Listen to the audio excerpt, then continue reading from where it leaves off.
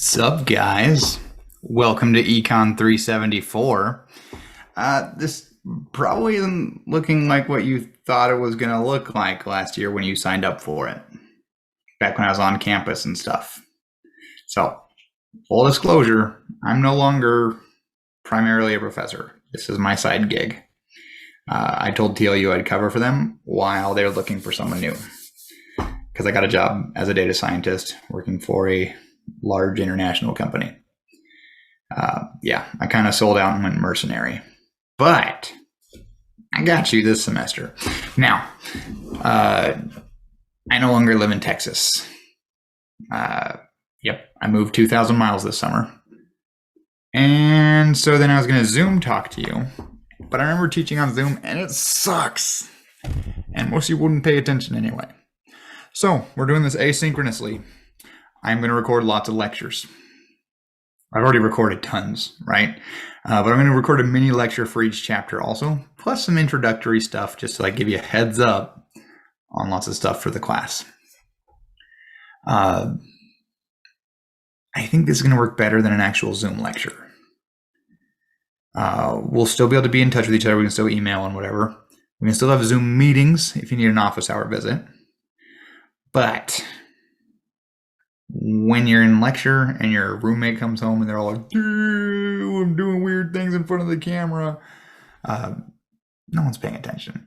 Plus, during a Zoom lecture, you get bored and you're stuck. So you get on your Instagram or whatever.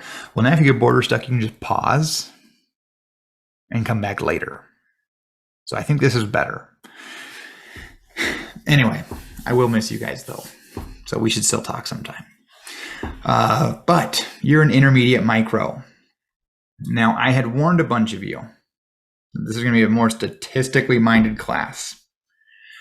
That was when I was planning on still being a professor for the rest of my life. As I was redoing everything to change it. I still strongly encourage you to get good at stats.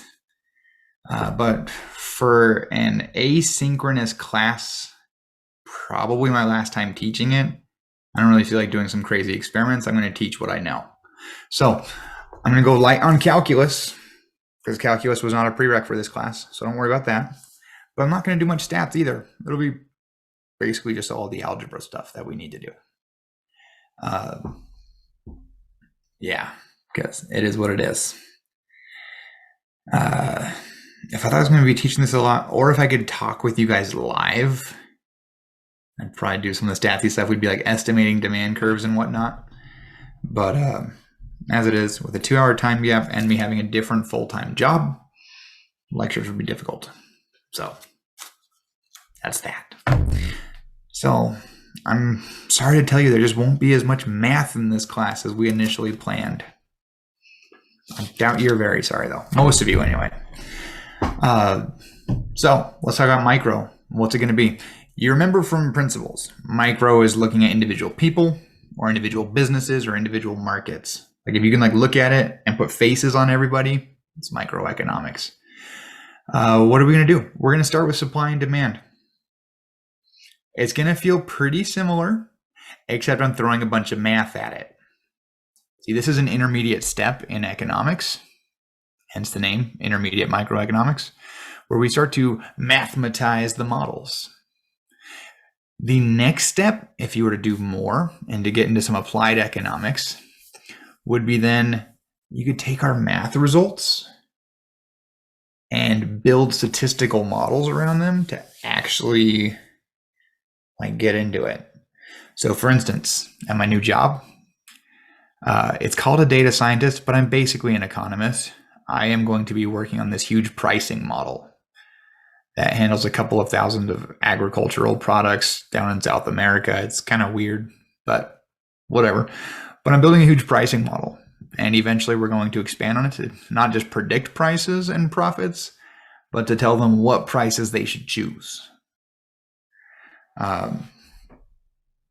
You need data to actually implement this stuff at a large business level. So that would be the next step. We're just going to start quantifying stuff. And if you get really interested in applied econ, we should talk. I can land you a sick job if you're into that kind of thing. And if not, well, This is a class you take one time and then you can move on with life. All right, after supply and demand, what happens? We're going to expand on supply and demand. Supply and demand assumes your market works well, an efficient, well-functioning, perfectly competitive market. And then we're going to pivot right away to market failure. What happens if the market's not efficient? We're going to talk about something called externalities, which is when some cost or benefit in the market is ignored. And that can lead to over or under production and inefficient allocations, meaning the market will lead to a suboptimal outcome. And in the case of a market failure, government intervention might be able to make the market work better. That's not true with supply and demand. The standard picture where like a price floor causes this, price floor causes a shortage and stuff like that. Like, it's not like that. Sometimes it actually works. We're going to talk about some of those situations. By the way, there'll be a lot of environmental examples and a lot of education examples. Pollution and stuff being a negative one, education being a positive one. We'll get there. Then we're going to build our economic brain. And this chapters 4 and 6 are probably the hardest parts of this class. Maybe not. I don't know. I made lots of videos on them, so maybe not. But we build a model that explains consumer decision making. And we'll build another one that explains business decision making. So for a consumer, should I buy this or that? For a business, should we hire more workers or automate more and get more capital? Those kinds of questions are what we're going to dig into in chapters 4 and 6. And it's probably the most mathematically rigorous part of the whole class. There was the first time I taught this class, I actually started with chapter 4. They're like, this is the foundation of all of it. This is gonna make so much sense. But I think I broke their souls. Because they started that class and that's what we were doing. And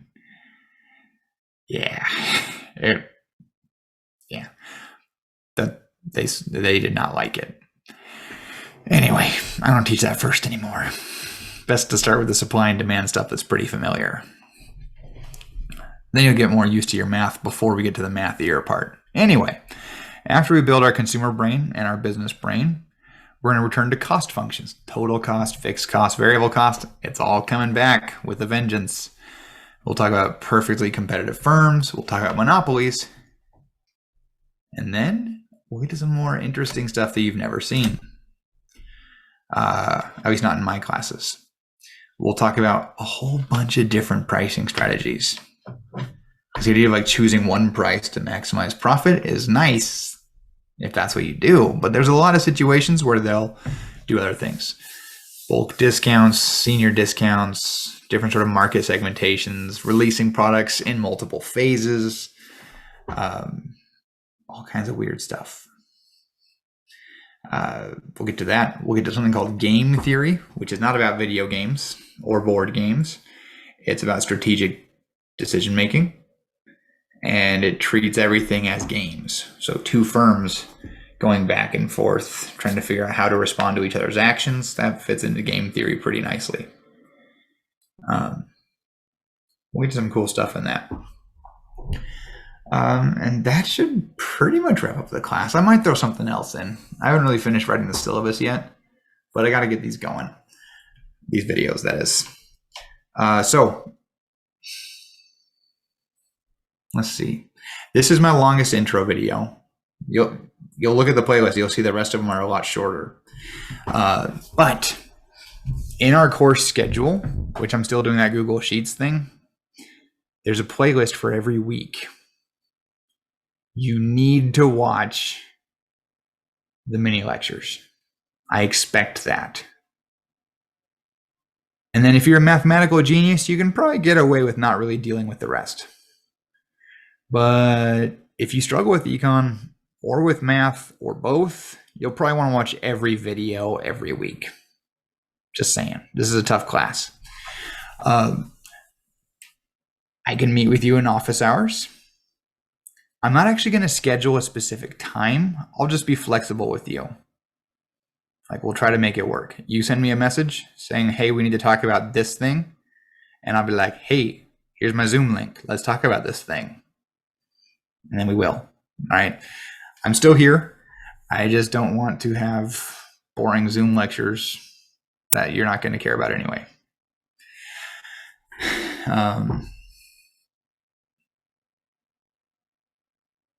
Yeah, that's pretty much a good start for this class. Check out the other intro videos for this week. And at the end of it, it should make more sense. And if you're wondering about my super awesome background, it's the cover art for one of my favorite books, The Way of Kings by Brandon Sanderson. It's book 1 in my favorite series.